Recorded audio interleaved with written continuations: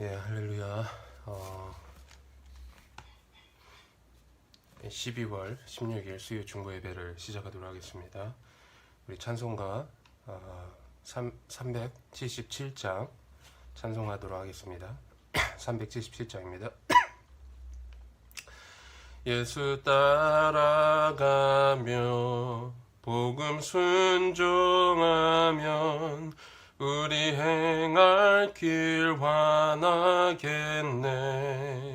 주를 의지하고 순종하는 길 자는 주가 늘 함께 하시리라. 의지하고 순종하는 길은 예수 안에 즐겁고 복된 길이로다. 해를 당하거나 우리 고생할 때 주가 곧 없이 하시겠네. 주를 의지하며 순종하는 길 자는 주가 안위해 주시리라. 의지하고 순종하는 길은 예수 안에 즐겁고 복된 길이로다. 남의 짐을 지고 슬픔 위로하면 주가 상급을 주시겠네. 주를 의지하며 순종하는 자를 항상 축복해 주시리라. 의지하고 순종하는 길은 예수 안에 즐겁고 복된 길이로다. 우리 받은 것을 주께 다 드리면 크신 사랑을 깨닫겠네. 주를 의지하며 순종하는 자를 은혜 풍성케 하시리라. 의지하고 순종하는 길은 예수 안에 즐겁고 복된 길이로다. 주의 힘을 입어 말씀 잘 배우고 주를 모시고 살아가세. 주를 의지하며 항상 순종하면 주가 사랑해 주시리라. 의지하고 순종하는 길은 예수 안에 즐겁고 복된 길이로다. 아멘. 오늘 하나님 말씀 보도록 하겠습니다. 오늘 하나님 말씀은 베드로전서 1장 6절에서 9절까지 말씀입니다. 베드로전서 1장 6절에서 9절입니다. 제가 읽도록 하겠습니다. 그러므로 너희가 이제 여러 가지 시험으로 말미암아 잠깐 근심하게 되지 않을 수 없으나 오히려 크게 기뻐하는도다. 너희 믿음의 확실함은 불로 연단하여도 없어질 금보다 더 귀하여 예수 그리스도께서 나타나실 때에 칭찬과 영광과 존귀를 얻게 할 것이니라. 예수를 너희가 보지 못하였으나 사랑하는도다. 이제도 보지 못하나 믿고 말할 수 없는 영광스러운 즐거움으로 기뻐하니 믿음의 결국은 곧 영혼의 구원을 받음이라. 아멘. 제가 좀 감기가 걸려가지고요. 지금 좀 제가 목감기랑 좀 몸살 감기가 좀 있는데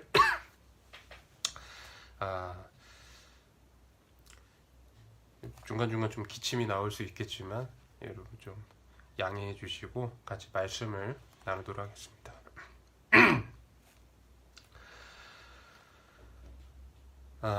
오늘 말씀의 제목은 고난 속에 더 신앙은 건강해집니다 라는 제목으로 여러분과 말씀을 나누도록 하겠습니다. 동물을 좋아하는 한 부자가 있었습니다. 근데 어느 날 이 동물을 좋아하는 부자가 이 동물을 위해서 갑자기 하고 싶은 일이 생각이 났습니다. 그것은 무인도를 하나 사서 그가 그렇게 좋아하는 토끼, 다람쥐, 사슴 같은 동물들을 방목해서 그 동물들이 자유롭게 뛰놀게 하는 것이 이 한 부자가 생각해낸 그 아이디어였습니다. 그래서 그 부자는 그 무인도 하나를 사서 동물들을 거대한 들판과 숲속에 자유롭게 뛰놀 수 있도록 이게 해주었습니다. 얼마간 시간이 흐른 뒤 부자는 이 무인도에서 살고 있는 동물들이 궁금해서 다시 그 무인도를 찾았습니다. 그런데 생각하지 못한 일이 발생하게 되었습니다.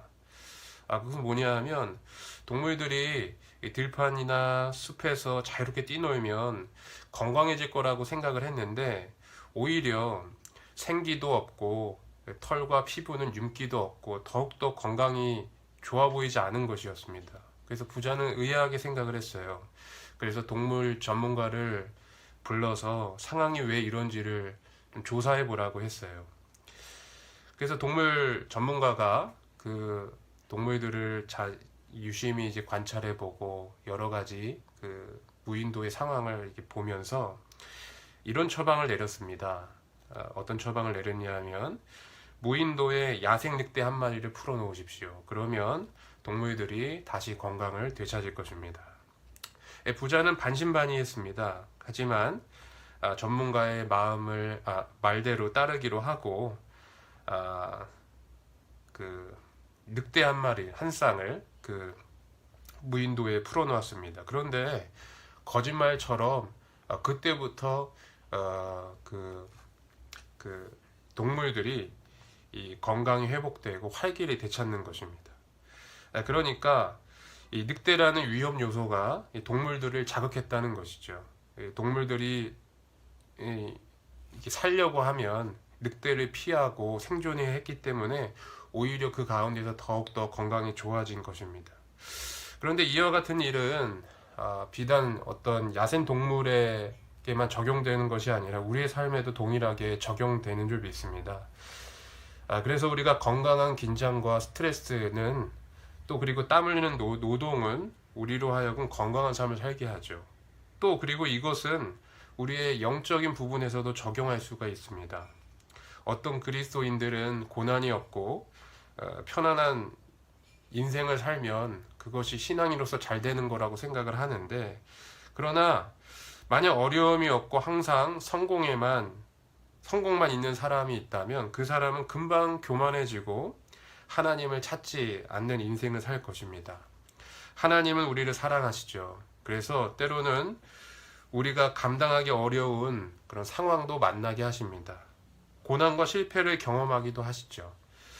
그러나 이러한 상황들을 우리가 꼭 부정적으로만 볼 것이 아니에요. 왜냐하면 이런 것들을 통해서 우리는 하나님께 기도하게 되고 하나님의 은혜를 간절히 사모하게 되고 하나님과 더욱더 가까워질 수 있고 영적인 건강이 건강해질 수 있기 때문에 그렇습니다. 오늘 본문 말씀에 보면 우리는 초대교회 성도들이 가졌던 믿음의 특징을 좀 엿볼 수가 있습니다. 그래서 저는 오늘 베드로 전서 말씀을 통해서 그 초대교회 가졌던 성도들의 어떤 신앙을 좀 살펴보면서 몇 가지 좀 교훈을 여러분과 좀 나누길 원합니다. 첫째로 초대교회 성도들은 고난 속에서도 신앙생활에 기쁨이 있었던 것을 볼 수가 있습니다. 오늘 그 6절 말씀을 한번 읽어보도록 하겠습니다. 6절 말씀 보겠습니다. 제가 읽어드리겠습니다. 그러므로 너희가 이제까지 여러 가지 시험으로 말미암아 잠깐 근심하게 되지 않을 수 없으니 오히려 크게 기뻐하는도다. 자, 오늘 말씀을 보시면 잠깐 근심하게 되었다라고 말씀하고 있습니다. 그런데 그런 상황 속에서도 그들은 기뻐했다라고 기록하고 있어요. 즉 다시 말해서 그들이 기뻐한 특징은 무엇이냐 하면 고난 중에도 즐거워하는 기쁨이었다라는 것입니다. 그들은 고난이 와도 하나님의 은혜 가운데 기뻐할 수 있었고 감사할 수 있었다라는 것입니다. 사실 사도 베드로가 베드로 전후서를 쓸 때 그 당시 교회 상황은 매우 어려운 상황이었습니다. 당시 로마 제국은 아시아 전역에 흩어져 있는 교회들을 대상으로 대대적인 박해를 하고 있었던 때였습니다. 그래서 사도 바울은 이렇게 어려움에 처한 초대교회 성도들을 그들의 믿음을 견고하게 하고 그들을 위로할 필요가 있었어요. 그래서 그들을 대상으로 쓴 것이 베드로 전서와 후서라는 것입니다. 그러니까 베드로 전서와 후서의 그 쓰게 되는 동기와 배경이 성도들이 겪고 있는 고난과 박해에 있었다라는 것이에요. 그러니까 정말로 어려운 순간에 베드로가 쓴 거라는 겁니다. 그렇다면 초대교회 성도들은 어떻게 이러한 고난 속에서도 즐거워할 수 있었는가? 사실 우리가 고난이 닥쳐오고 어려움이 오면 우리는 두렵고 또 걱정되고 영혼이 떨리고 이런 것이 우리들의 정서이고 우리들의 어떤 자연스러운 반응인데, 어떻게 이 초대교회 성도들은 그러한 상황 속에서도 오늘 성경 말씀이니까 잠깐 근심하게 되었다고 되어 있어요. 고난이 와서 근심은 했지만 그 고난에 매몰되지 않고 잠깐 근심했지만 다시 은혜로서 그들은 기뻐했다는 거예요. 그러면 어떻게 이러한 은혜가 그들 가운데 있었는가? 그 이유는 먼저 하나님의 은혜로 그들의 심령을 선점하게 했기 때문에 그렇다는 거예요. 그러니까 은혜가 먼저 우리의 심령을 선점하니까 두려움을 밀어내는 것이라는 거예요. 두려움이 있는데 은혜가 우리 가운데 임하니까 그 은혜가 두려움을 밀어낸 것입니다. 여러분, 빛이 오면 어떻게 됩니까? 어둠이 물러가는 거죠. 아무리 어두워도, 우리 방 안에 아무리 어두워도 스위치를 켜는 순간 빛이 환하게 비쳐요. 그럼 어두움은 순식간에 없어지는 거예요. 이것이 바로 은혜가 선점한 심령의 상태인 것이죠. 제가 이 진리를, 이 원리를 어디서 깨닫게 됐느냐. 얼마 전에 저는 이제 김동호 목사님, 그 노크부터 승우교회를 다녀왔던 김동호 목사님의 설교를 통해서 이 사실을 깨달을 수가 있었습니다. 김동호 목사님은 현재 폐암으로 투병 중이십니다. 그런데 매일 유튜브를 통해서 날마다 기가 막힌 새벽이라고 하죠. 날기새라고 하는데, 그 유튜브 채널을 통해서 암 환자들을 위로하는 사역을 계속 하시고 계십니다. 그런데 그렇게 지금 사역을 암 환자이시면서도 이렇게 열정적으로 하시는 김동호 목사님인데도 불구하고 처음에 암 판정을 받았을 때 김동호 목사님은 두렵고 떨려서 잠을 이룰 수가 없었다고 합니다. 그래서 유튜브를 보면서 폐암에 좋은 그런 음식은 무엇인가 이걸 계속 보는 거예요. 그러니까 항상 마음에 두려움과 근심이 있어서 잠을 이루지 못하고 식사도 제대로 못 하셨는데, 어느 날 목사님이 찬송가 440장을 부르다가 그 모든 생각이 바뀌게 되었다고 합니다. 이 찬송가 440장 제목이 어디든지 예수 나를 이끌면 이라는 그런 찬양인데, 그 가사가 이렇게 돼 있어요. 어디든지 예수 나를 이끌면 어디든지 예수와 함께 가려네. 예수와 함께 아니 가면 낙이 없고 예수님이 동행하면 겁 없네. 이 찬양의 가사가 김동호 목사님의 그런 마음 상태를 완전하게 바꾸게 되었다는 것입니다. 사랑하는 성도 여러분, 고난 중에도 기뻐할 수 있는 능력이 우리 가운데 이미 있는 줄 믿습니다. 그것은 바로 하나님의 은혜입니다. 그 은혜로 우리가 충만하게 우리의 심령을 채우면 어떠한 고난 속에서도 평안할 수 있고 기뻐할 수 있고 충만할 수 있다라는 것이죠. 잠깐은 우리로 하여금 근심하게 할 수 있지만 계속 그렇게 하지 못한다는 거예요. 그 은혜가 우리 가운데 임하면 우리는 은혜로 충만하고 그리고 하나님께 감사하고 기뻐할 수 있다는 것입니다. 바라기는 그와 같은 저와 여러분이 되기를 간절히 축원합니다. 두 번째, 초대교회 성도들의 믿음의 특징은, 신앙의 특징은 분명한 믿음이 그들에게 있었다라는 것입니다. 7절 말씀입니다. 제가 읽겠습니다. 너희 믿음의 확실함은 불로 연단하여도 없어질 금보다 더 귀하여 예수 그리스도께서 나타나실 때에 칭찬과 영광과 존귀를 얻게 할 것이니라. 아멘. 금은 흔히 변하지 않는 것을 상징합니다. 또 동서고금을 막론하고 금은 부유함을 상징합니다. 금이 많다는 것은 그 사람이 부자라는 것을 뜻하는 말입니다. 그래서 많은 사람들이 금을 모으기 위해서 노력하며 살아갑니다. 그런데 오늘 본 말씀은 금보다 더 귀한 믿음이 있다라고 말합니다.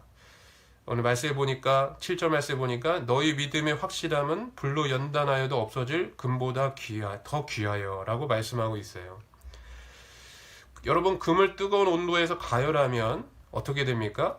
불순물과 순금이 구별됩니다. 그 불순물과 순금이 분리가 이루어져요. 그래서 온도를 계속해서 가열하게 되면 불순물은 빠지게 되고 순도 좋은 값진 그 순금만 남게 됩니다. 근데 마찬가지로 고난도 이와 같은 역할을 한다는 것이죠. 고난이 우리의 믿음을 가열합니다.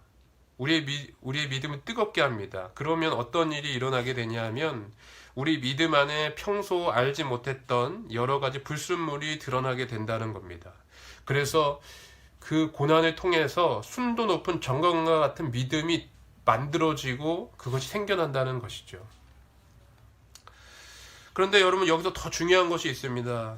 이렇게 고난 속에 단련된 믿음은 하나님이 보시기에 놀라운 가치가 있다는 것입니다. 우리 7절 말씀을 다시 한번 읽어보도록 하겠습니다. 7절 말씀을 다시 한번 읽겠습니다. 너희 믿음의 확실함은 불로 연단하여도 없어질 금보다 귀하여 예수 그리스도께서 나타나실 때에 칭찬과 영광과 존귀를 얻게 할 것이니라. 뭐라고 되어 있습니까? 예수 그리스도께서 나타나실 때에, 그러니까 주님께서 나중에 우리의 모든 신앙을 평가하시는 그날이 오겠죠. 그날에 칭찬과 존귀와 영광과 존귀를 얻게 한다는 거예요. 칭찬과 존귀와 영광. 그러니까 여러분, 우리가 이 세상에서 금을 모으는 것은 이 세상에서 집을 짓는 사람에게는 의미 있을지 모르겠지만 천국의 가치를 둔 사람에게는 그보다 더 귀한 가치가 있다는 거예요. 그것이 뭘까요? 주님으로부터 칭찬과 영광과 존귀를 듣는 거예요. 근데 그것을 어떻게 봅니까? 하나님께서 우리의 단련된 믿음, 고난 속에서도 우리가 신실하게 하나님을 따랐던 그 믿음을 보시고 하나님께서 평가하시는데 칭찬과 영기와 존귀로 평가하신다는 거예요. 어떤 분이 그러더라고요. 우리들은 이 세상을 살면서 금을 그렇게 좋아하지만 천국에서는 그 금이 도로 포장재나 아스팔트의 재료일 뿐이다라는 거예요. 그러니까 금귀고리하고 금목고리하고 자랑하는 사람은 아스팔트를 목에 차고 귀에 걸고 이거 정말 좋다라고 자랑한다는 거예요. 천국에서 얼마나 이런 사람들을 되게 우습게 볼까요? 어리석게 볼까요? 마찬가지인 줄 믿습니다. 우리가 고난 속에 믿음을 지켜야 하는 이유가 여기가 있어요. 우리가 이 세상의 재산만 갖고 그것에 관심을 갖고 그것을 늘리는데 우리의 인생을 집중할 것이 아니라 우리가 고난 속의 믿음으로 천국 재산을 늘리는 저와 여러분 되시기를 주의는 축복합니다. 그게 진짜죠. 결국에는 주님 다시 오시는, 주님이 심판하신 그날에 진짜 귀한 것이 드러나는 것이죠. 거기에 가장 중요한 것은 우리의 믿음입니다. 여러분의 믿음으로 여러분 천국 재산 많이 늘리시기를 주의는 축복합니다. 세 번째입니다. 초대교회 성도들의 특징 세 번째, 그들은 하나님을 사랑하는 사람들이었다는 거예요. 우리 7절 말씀을 보겠습니다. 예수를 보지 못하였으나 사랑하는도다. 이제도 보지 못하나 믿고 말할 수 없는 영광스러운 즐거움으로 기뻐하나니. 아멘. 사도 베드로는 예수님과 공생의 기간을 함께했던 그러한 몇 안 되는 제자였죠. 그래서 사도 베드로는 친히 육신의 눈으로 예수님의 사역을 목격하고 또 그리고 친히 자신의 귀로 예수님의 설교 말씀, 예수님의 음성을 들었던 사람입니다. 그러니까 그가 믿는 데에는 얼마나 실감이 나겠어요. 그런데 오늘 말씀에서 초대교회 성도들은 예수님을 직접 보지 못했습니다. 예수님의 설교도 그분의 사역도 직접 보지도 못하고 듣지도 못했습니다. 그런데 오늘 말씀해 보니까 그들은 예수님을 보지 못하였어도 예수님을 뜨겁게 사랑한다라고 표현하고 있어요. 요한복음 20장 29절에 이런 말씀이 있어요. 너는 나를 보고 본고로 믿느냐? 보지 못하고 믿는 자는 복되도다 하시니라. 이런 말씀이 있습니다. 이 말씀은 예수님이 공생의 기간 동안에 하신 말씀으로써 사도 베드로가 친히 들었던 말씀일 것입니다. 아마 사도 베드로는 초대교회 성도들의 모습을 보면서 그들이 고난 중에서도 예수님을 뜨겁게 사랑하는 모습을 보면서 이 말씀을 기억했을 거예요. 그러면서 그들을 칭찬하는 것입니다. 근데 여러분, 여기서 중요한 것이 있어요. 여기서 중요한 것은 그들이 하나님을 사랑하되 이 사랑한다는 이 말이 사랑했다도 아니고 사랑할 것이다도 아니라는 거예요. 사랑한다예요. 그러니까 현재형이라는 거죠. 그러니까 이 의미는 그 문법적인 어떤 그런 의미로 따져본다면 규칙적이고 지속적인 것을 의미한다는 거예요. 그러니까 초대교회 성도들이 하나님을 사랑했다는 것은 우리의 기분에 따라 흔들리는 그런 사랑이 아니라 규칙적이고 지속적이고 꾸준히 사랑했다는 것을 볼 수가 있습니다. 즉 다시 말해서 성령님을 통해서 예수님과 친밀하고 인격적인 사랑의 교제를 했다라는 것이라는 거죠. 여러분, 고난 속에서 우리에게 가장 큰 힘과 위로가 되는 것이 무엇일까요? 그것은 주님이 우리와 함께 하신다는 것인 줄 믿습니다. 이것이 분명할 때, 이것이 그냥 우리가 머리로가 아니라 실제로 그것이 우리가 느껴지고 그것이 경험되어질 때 우리는 어떠한 고난도 이기고 승리할 수 있는 힘을 얻게 되는 것이라는 겁니다. 바라기는 저와 여러분이 이렇게 뜨겁게 주님을 사랑하는 주님의 자녀가 되기를 주의로 축복합니다. 오래전에 제 아들이 고열로 인해 갑자기 열이 막 나는 거예요. 그래서 병원에 입원한 적이 있습니다. 의사 선생님의 이야기 들어봤더니 그때 이게 아이들에게 유행하던 폐렴이 있었다고 합니다. 근데 승리가 그 폐렴에 걸린 것이에요. 그래서 제가 기억하기로는 일주일 정도 입원했던 것 같은데, 참 일주일 동안 아이를 돌보면서 아픈 아이를 돌보는 게 이렇게 쉬운 일이 아니구나라는 생각을 이렇게 했던 것 같습니다. 그런데 승리가 입원을 하면서 가장 싫어했던 것이 있어요. 뭐 모든 애들이 다 똑같겠지만 주사 맞는 거를 가장 싫어했던 것 같습니다. 그래서 간호사가 주사를 맞으러 이렇게 올 시간이면 그 분위기를 금방 알아차리고 승리가 막 울면서 그냥 막 자지러지는 거예요. 도무지 컨트롤이 안 돼요. 그래서 그냥 두면 간호원이 이제 의사를 놓지를 못하는 거예요. 그래서 아내와 저는 승리를 꼭 껴안아서 몸을 움직이지 못하게 승리 몸을 결박하는 거죠. 그러면 이제 간호사가 주사기를 이렇게 놓고 이렇게 갑니다. 여러분, 제가 왜 그렇게 승리를 꼭 결박했을까요? 그것은 승리가 지금 잠시 아픈 것보다 더 중요한 것이 있는데, 그것이 바로 승리의 건강이 회복되는 거기 때문에 그렇습니다. 근데 오늘 9절 말씀에 보면 그와 똑같은 말씀이 있어요. 9절 말씀에 보면 이런 말씀이 있습니다. 믿음의 결국은 곧 영혼의 구원을 받음이라. 아멘. 여러분, 하나님께서는 우리의 육신보다 우리의 영혼에 관심이 많이 계세요. 사람은 외모를 보지만 하나님은 중심을 보십니다. 사람은 겉모습을 보지만 하나님은 우리의 심령, 마음을 보세요. 그래서 하나님은 가장 큰 관점이 뭐냐 하면 우리의 영혼이 회복되길 원하세요. 여러분이 어떤 문제가 회복되고 또 건강이 회복되고 또 사업이 회복되는 것도 중요한 부분 중에 하나죠. 그것도 하나님의 은혜일 수 있겠죠. 하지만 하나님은 그보다 더 이면에 더 원하시는 것이 있다는 거예요. 그것이 바로 우리의 영혼의 구원을 받는 거예요. 뭐 이것이 우리가 예수 믿고 구원받는 영혼 구원을 생각할 수 있겠지만, 좀 폭넓게 생각을 한다면 이거는 우리의 잃어버린 영혼의 건강을 회복하는 것을 의미하는 줄 믿습니다.